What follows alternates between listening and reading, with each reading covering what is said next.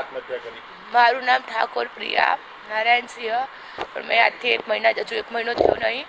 મેં મારા મરજીથી હું જેમને પ્રેમ કરું છું એમનું નામ છે રાવળ વિમલભાઈ બળદેવકુમાર, બરાબર, બળદેવભાઈ મતલબ એમના પપ્પાના. તેમના જોડે મેં મારી રાજી ખુશીથી કોર્ટ મેરેજ કર્યા છે. અમારા મેરેજનું સર્ટી આવી ગયું છે. અમારી ફેમિલી મતલબ ફેમિલીનું જે હાજર થવાનું કોર્ટ મેરેજ કર્યા પછી જે પ્રોસેસ હોય એ હું મારા મા બાપ સામે હાજર બી થઈ ગઈ છું. અને જે કહેવાય ને કે નિવેદન કર રાજી ખુશ મતલબ અમારા મા બાપે મારું આખું જે નિવેદન આવે ને એ 5 કલાકનું મતલબ નિવેદનની મુએ કીધું હતું કે અડધો કલાક મતલબ મારે પૂછપરછ કરજો બધું.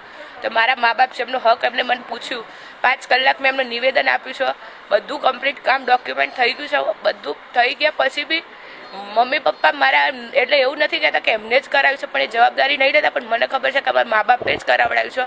અને બીજા જે લુખ્ખા તત્વ જેમને હું નથી ઓળખતી, આમ ઓળખતી તો હું નથી કોણ છે કોણ નહીં, પણ હું દરબાર છું ને રાવળ છું. એટલે પ્રશ્ન તો આવે છે કે નાત કહેવાય ને કે કાસ્ટ પ્રોબ્લેમ, કે કાસ્ટના લીધે કે તને મારી નાખીશું, કાપી નાખીશું.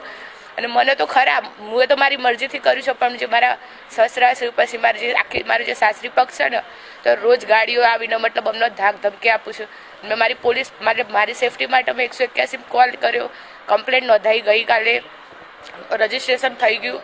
અને મેં એમ મતલબ જે ફોન આવતા હતા ને એમને બધું મેં ઇન્ફોર્મ બી કર્યું કે આવી રીતની બધી પ્રોસેસ છે. તો એ અમને સામેથી એવી રીતે કહે છે કે 181 હોય કે પોલીસ કે તું મતલબ 112 પર ફોન કરો કે 100 નંબર પર ફોન કરો, કે કોઈની કોઈ તાકાત નહીં કશું કરવાની. કે અમે તારા ઘર બહાર બેઠા છે જ મારી સાસરી, અમે 2 દિવસ થયા મારી સાસરીમાં અને કે તમે ગમે એટલી થાય તારી તાકાત એ કરી લે. અને આમ તારા મતલબ મારા જે હસબન્ડ છે એના પપ્પાને યન મમ્મીને 2 છોકરીઓ છે મારા નણંદ, કે એમને મારી નાખીશું, કાપી નાખીશું, ધમકી આપીશ. મારી સહન શક્તિ હતી ત્યાં સુધી મેં બધું સહન કર્યું. મારી જોડે પ્રૂફ બી સી રેકોર્ડિંગ, જેમને હું ઓળખતી નહીં કે કોણ છે કોણ નહીં, ફેસ ટુ ફેસ હજુ કોઈ નહીં મળી. બધા ફોન કરીને મારા સસરાના નંબર પર હેરાન કરતા હતા.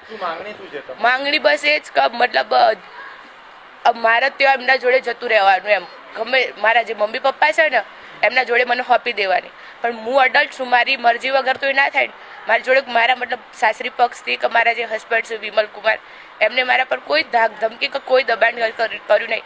અને એવું નહીં કે લગ્ન પહેલાં આજે બી મારા પર કોઈ આમ ધમકી કે એવી દબાણ તો આજે નહીં થયું. પણ આમ જે સહન શક્તિ પૂરી થઈ જાય ને સર, તો આમ હવે મરવાર કાલે રાત્રે આવ્યા હતા એમ મતલબ ધમકી આપવા માટે. સુનસર કરીને કશે ગામ મને નહીં ખબર. તમારી પોલીસ સાથે શું આશા છે?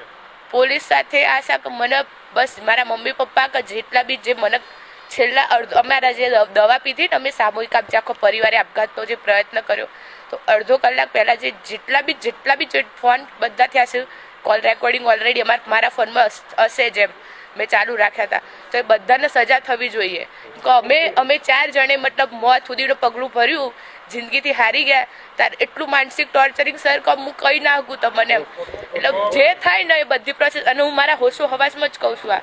અને એના માટે હું જ કેમ કે હું લગ્ન કરીને આવી તો મારી જવાબદારીમાં હું એ મારેથી કર્યું, તો કોઈની બી કોઈ